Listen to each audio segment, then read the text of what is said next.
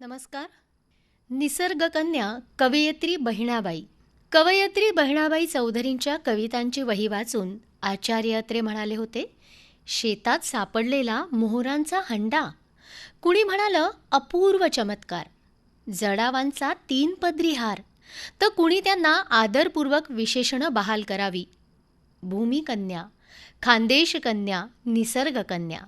Kanye देशातील ज्या काळ्याशार भूमीत बहिणाई रसरशीत अंकुरासारख्या रुजल्या वाढल्या, कान्य देशातील या माय मातीनं, शेती शिवारानं, पीक पाण्यानं, सभोवतालच्या परिसरातील जग रहाटीनं त्यांच्या व्यक्तिमत्वाची जडणघडण झाली. माय मातीचं सत्व आणि सृजनशील तत्व बहिणाबाईंवर संस्कारित झालं. कणखरता, मृदू सोशिकता, क्षमाशीलता आणि विलक्षण जागरूकता म्हणजे बहिणाबाई. बहिणाबाईंचं नातं निसर्गाशी कसं अतूट होतं हे त्यांनी रचलेल्या ओव्यांवरून जाणता येईल. एके दिवशी आप्पा म्हणजे बहिणाबाईंचे सुपुत्र सोपानदेव म्हणाले, आई, तुला एक विचारू, दिवसभर किती कष्ट करते? जीव जाळणाऱ्या या उन्हात शेतात राब राब राबते, पण तुही नजर सतत जमिनीकडे. मग तुले आमच्यापेक्षा हे वेगळे विचार सुचतात तरी कसे? यावर बहिणाबाई म्हणते, धरत्रीच्या आरशामध्ये मी सरग पाहते बाप्पा. यावर बहिणाबाई म्हणते, धरत्रीच्या आरशामध्ये मी सरग पाहते बाप्पा. अशीच दुसरी आठवण सोपानदेव सांगतात. आमच्या मळ्यात विहिरीमागे एक आंब्याचं झाड आहे. विहिरीच्या धावेवर एक गुलमोहराचं झाड होतं. एकदा त्यांचा पुतण्या तिला म्हणाला, गुलमोहराच्या झाडाचा काय उपयोग? या झाडाला फळे नाहीत, ना पोट भरे ना ओठ भरे. त्यावर आई म्हणाली, आंब्यानं पोट भरत असेल, त्याच्या झाडाची सावलीही मिळत असेल, पण या गुलमोहराच्या झाडानं डोळ्यांना सुख मिळतं आणि मनही भरतं. हे मन भऱ्याचं झाड आहे. हे झाड ज्यावेळी वीज पडून भस्मसात झालं ना, त्यावेळी बहिणाई रात्रभर शोक करीत बसल्या होत्या. आनंददायी पु. ल. देशपांडे यांच्याही संस्कारशील विचारांची अशावेळी आठवण येते. कारण आयुष्याच्या वाटचालीत सगळंच पोट भरण्यासाठी नसतं.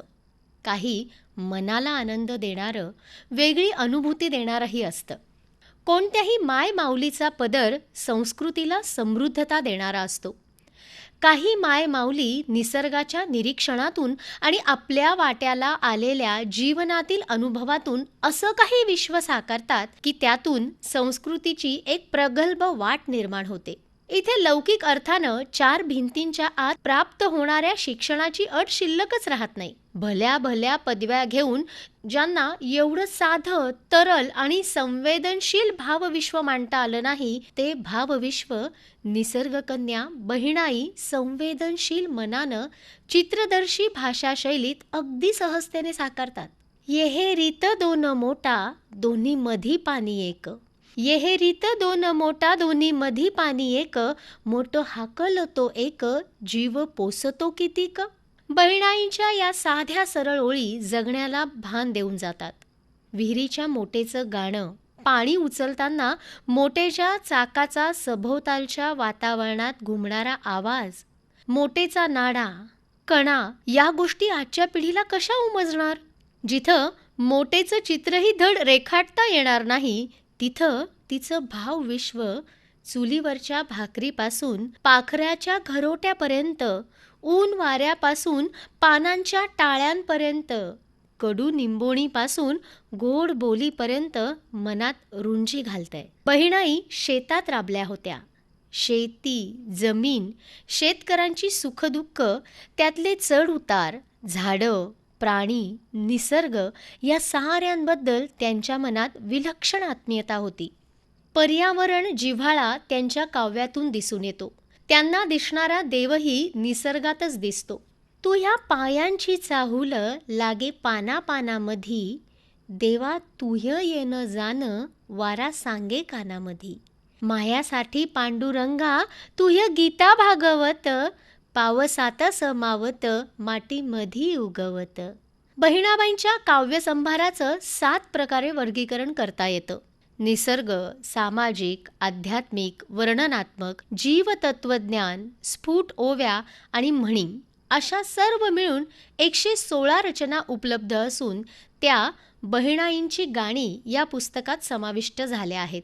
बाकी इतर रचना गहाळ झाल्याचं सोपानदेवांनी नमूद केलं आहे. शाळेत जाऊन पाठ्यपुस्तकी शिक्षण न घेतलेल्या, अक्षर ओळख नसलेल्या, मौखिक परंपरेनं आत्मसात केलेल्या गोष्टी, भोवतालच्या निसर्गाचं केलेलं सूक्ष्म निरीक्षण आणि जीवन जगताना प्रत्यक्ष घेतलेले अनुभव यातून त्यांना जे जे सुचलं ते अनमोल साहित्य झालं, मराठीचं धन झालं.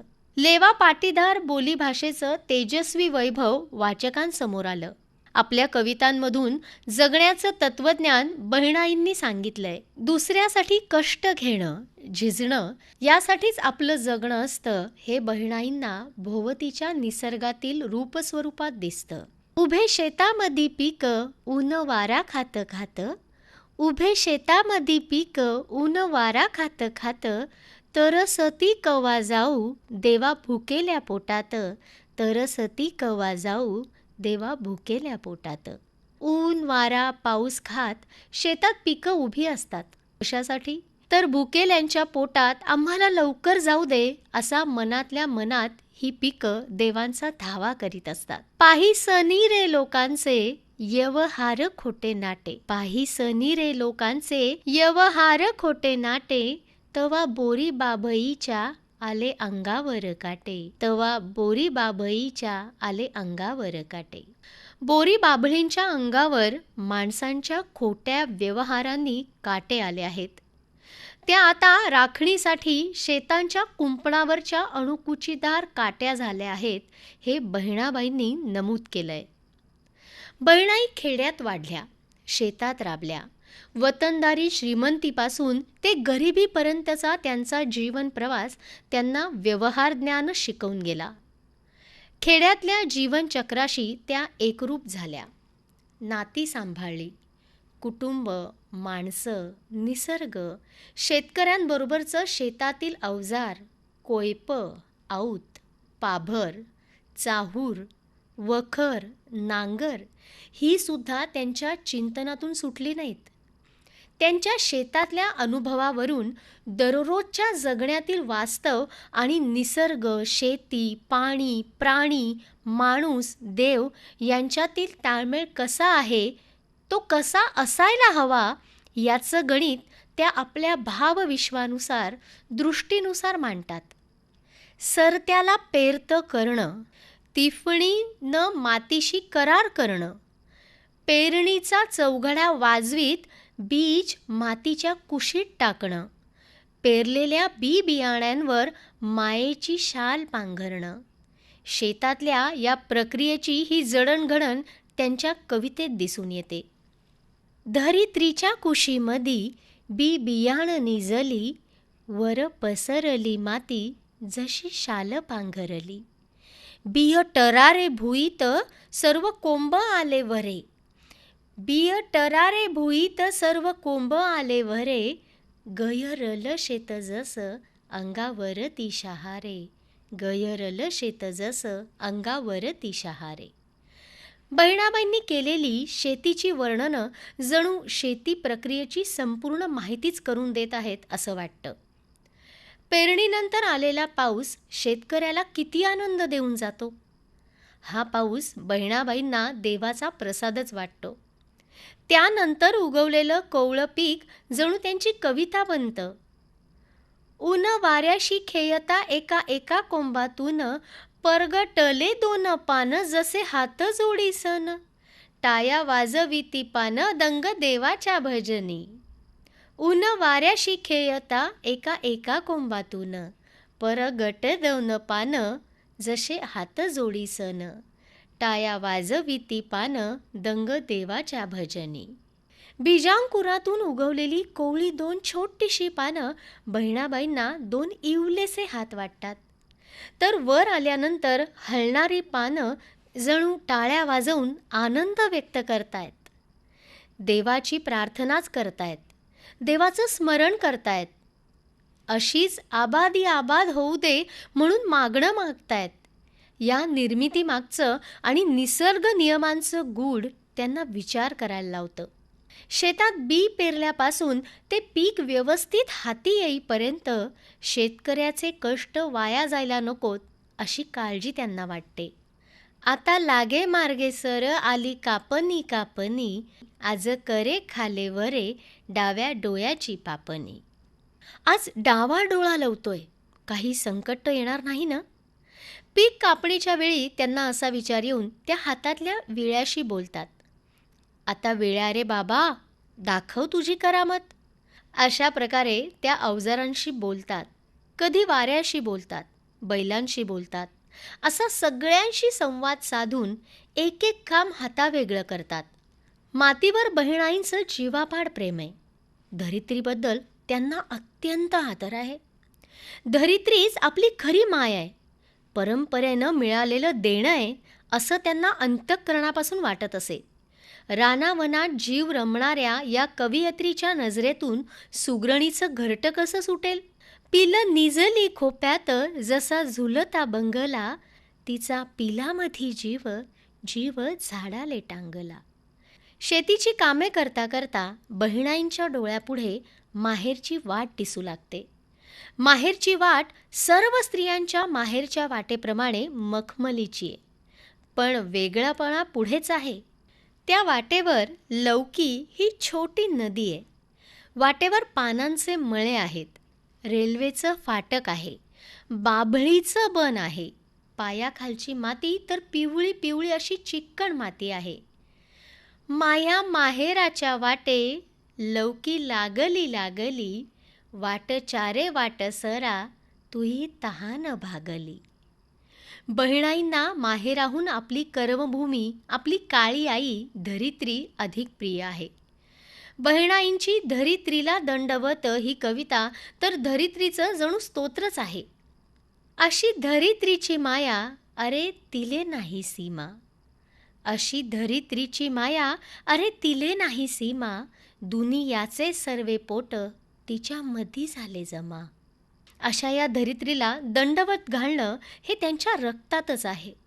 आपल्या जीवाभावाच्या सखीला धरित्रीला त्या विचारतात, सांग सांग धरती माता अशी कशी जादू झाली, झाडं गेलं निंगी सन मांगे सावली उरली.